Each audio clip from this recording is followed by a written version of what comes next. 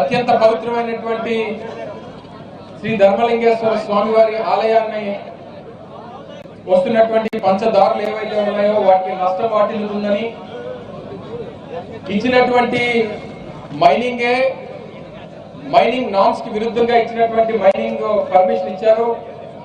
వాటి హద్దులు దాటి ఉన్నటువంటి నామ్స్ దాటి అక్రమంగా మైనింగ్ జరుగుతూ ఉంది. వేలాది లారీలు తోలుకుపోతా ఉన్నారు, అవినీతి కార్యక్రమాలు చేస్తా ఉన్నారు అనేటువంటి దాని మీద వారు దాదాపు 6-7 మాసాలుగా పోరాటం చేస్తా ఉన్నారు.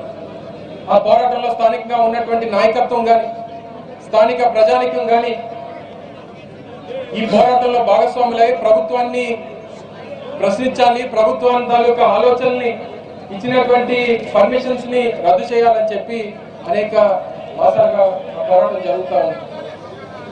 గడిచినటువంటి 10 రోజుల క్రితం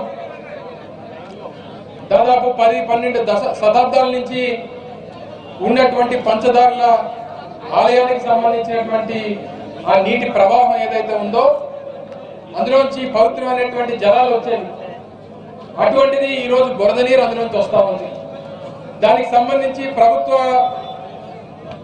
విభాగాలు ఏవైతే పురావస్తు శాఖకు సంబంధించినటువంటి అధికారులు, మైనింగ్ డిపార్ట్మెంట్ కి సంబంధించినటువంటి అధికారులు ఉమ్మడిగా సర్వే నిర్వహించి ఎందుకు ఇది జరుగుతూ ఉంది అని చెప్పి వారు సర్వే చేస్తే ఇక్కడ జరుగుతున్నటువంటి మైనింగ్ వల్ల వస్తున్నటువంటి వైబ్రేషన్స్ వల్ల చేస్తున్నటువంటి డ్రిల్లింగ్ వల్ల ఆ ప్రవాహం ఈరోజు దెబ్బతింది, దాంట్లోంచి బురద నీరు రావడానికి అదే కారణం అని చెప్పి రిపోర్ట్స్ ఇచ్చినాయి.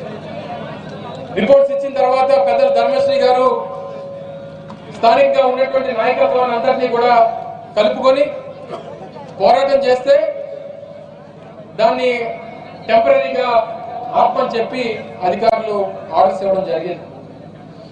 వారు ఇక్కడ 2 రోజుల పాటు నిరాహార దీక్షలు మొదలుపెట్టినటువంటి రోజు కూడా మొదటి రోజు రాత్రి కూడా వందలాది లారీలు మైనింగ్ చేసుకుంటూ పోయారు.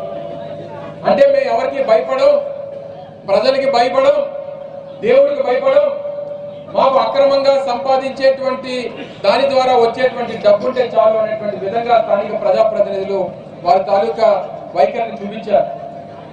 తీరా ఈ పోరాటం రాష్ట్ర స్థాయిలో ప్రజల తాలూకా మద్దతు కూడగడతా ఉంది. మనం ఆపపోతే బాగోదని చెప్పి 2 రోజుల నుంచి మైనింగ్ ఆపారు. నిన్న సంబంధించినటువంటి శాఖ మంత్రి వచ్చి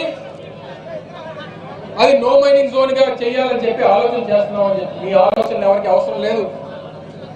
ఈ సందర్భంగా ఈ వేదిక ద్వారా హెచ్చరిస్తా ఉన్నాం ప్రభుత్వాన్ని, మీరు చెప్పినటువంటి మాటలు అది జీవో రూపంలో రాకపోతే ఈ పోరాటం మరింత ఉధృతం అవుతుంది. ఇక్కడి నుంచి తట్ట మట్టి కూడా పట్టుకెళ్ళినటువంటి దానికి వీల్లేదు అనేటువంటి విషయాన్ని కూడా ఈ వేదిక ద్వారా ప్రభుత్వాన్ని హెచ్చరిస్తా ఉన్నాం. సీఎం రమేష్ స్థానిక పార్లమెంట్ సభ్యుడు, ఈ ఊరు హద్దులు తెలియవు, ఈ పార్లమెంట్ తాలూకా హద్దులు తెలియవు, ఇక్కడ నియోజకవర్గాల పేర్లు కూడా తెలియవు. మండల సాగర్ దేవుడారు ఏ నియోజకవర్గాల పేర్లు చెప్పాలన్నా చెప్పలేడు. ఎన్నికల ముందు మీకు హెచ్చరించాం, కేవలం ఈ ప్రాంతాన్ని దోచుకోవడానికి వస్తా ఉన్నాడు, అప్రమత్తంగా ఉండండి, ఓటేసేటప్పుడు జాగ్రత్తగా ఆలోచించి ఓటేయండి అని చెప్పారు. మాట వెళ్ళలేదు. భారతదేశంలో స్వతంత్రం వచ్చిన తర్వాత జరిగినటువంటి ఎన్నికల్లో అనకాపల్లిలో ఏ పార్లమెంట్ సభ్యుడికి ఇవ్వనటువంటి మెజార్టీని ఇచ్చారు, 3 లక్షల మెజార్టీ ఇచ్చారు. అనుకున్నాడు ప్రజలు, అనకాపల్లి ప్రజలు నాకు బ్లాంక్ చెక్ ఇచ్చారు, ఇక్కడి నుంచి ఏదన్నా దోచుకుపోవచ్చు, ప్రజల మద్దతు ఉంది అని చెప్పి అనుకున్నారు. ఎవరికన్నా ఇక్కడ చాలా వేలాది మంది ప్రజలు ఉన్నారు, మీడియా మిత్రులు ఉన్నారు.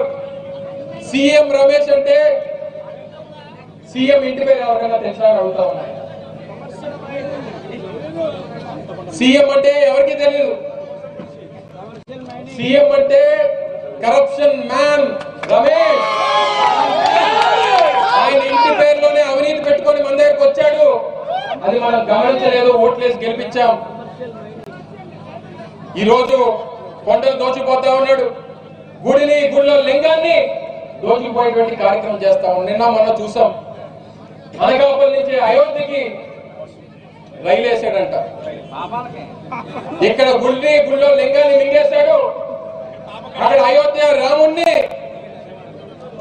ఇక్కడి నుంచి దోచుకుపోయినటువంటి సొమ్ముతో ఆ భక్తులు తీసుకెళ్తే నీకు ఏ రకమైనటువంటి పుణ్యం రాదు సీఎం రమేష్ అనేటువంటి విషయాన్ని ఈ సందర్భంగా తెలియజేస్తా ఈ అవినీతి అక్రమాలు ఇవన్నీ కూడా ప్రజలందరూ కూడా గమనిస్తా ఉన్నారు. సీఎం రమేష్ గారు మీరు శివుడితో పెట్టుకున్నారు. నువ్వు చేసేటువంటి అవినీతి నీ అహంకారాన్ని అంతమొందించడానికి ఆ శివుడు మూడొక్కరిని తెలిస్తే సీఎం రమేష్ గారు అనేటువంటి విషయాన్ని సందర్భంగా తెలియజేస్తా ఉన్నా. ఈ ధర్మలింగేశ్వర స్వామి కోసం ఈ ధర్మ పోరాటం జరుగుతా ఉంది. ఈ ధర్మ పోరాటం చేసేటువంటి ధర్మశ్రీ గారికి ఆ శివుడు ఆశీస్సులు ఎప్పుడూ ఉంటాయనేటువంటి విషయాలు, ఆ శివుడు ఆశీస్సులతో పాటు ప్రజల ఆశీస్సులు ప్రజల అండదండలు ఉంటే ఇటువంటి పోరాటాలు ఎన్నెన్నో చేయడానికి వారు సిద్ధంగా ఉన్నారనేటువంటి మాటని వారు చెప్పడం జరిగింది. అందుకే నో మైనింగ్ జోన్ గా ఈ ప్రాంతాన్ని ప్రకటించాలని చెప్పి డిమాండ్ చేశాం. నో మైనింగ్ జోన్ గా ప్రకటించేంత వరకు ఈ పోరాటం ముందుకెళ్తాదని చెప్పి డిమాండ్ చెప్పడం జరిగింది.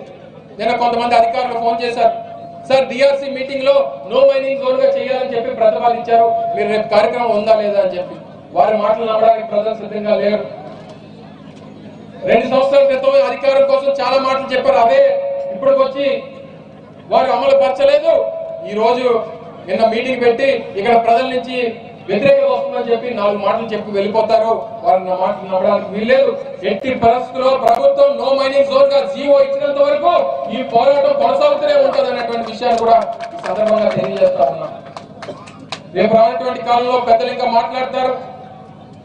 వారి తాలూకా అభిప్రాయాలు, పార్టీ తాలూకా నిర్ణయాలు ఏ రకంగా ఉంటాయో, ఏ రకంగా ఈ పోరాటాన్ని ముందుకు తీసుకెళ్లాలనేటువంటి విషయాలు కూడా వారందరూ కూడా తెలియపరుస్తారు. మరొకసారి ఈ సందర్భంగా ఈ ప్రభుత్వంలో పెద్దలకి ఈ బినామీ పేరిట జరుగుతున్నటువంటి సీఎం రమేష్ గారి దోపిడీకి అడ్డుకట్ట వేసేటువంటి కార్యక్రమం చేస్తాం. ఇన్ని రోజులు ఏదో నిశ్శబ్దంగా ఉన్నాం కదా, బలహీనలు అనుకోకండి. తప్పకుండా ఆ హారార మహాదేవుడు, ఆ శివుడు తాలూకా ఆశీస్సులతో మీ తాలూకా అవినీతి సామ్రాజ్యాన్ని కూల్చేటువంటి వరకు ఈ పోరాటం కొనసాగుతూనే ఉంటుందనేటువంటి విషయాన్ని మరొకసారి ఈ సందర్భంగా తెలియజేసుకుంటూ, ఇంత పెద్ద ఎత్తున ఉమ్మడి విశాఖపట్నం జిల్లా వ్యాప్తంగా వచ్చినటువంటి వైఎస్ఆర్ కాంగ్రెస్ పార్టీ శ్రేణులందరికీ కూడా మరొకసారి హృదయపూర్వక ధన్యవాదాలు తెలియజేసుకుంటూ సెలవు తీసుకుంటాం.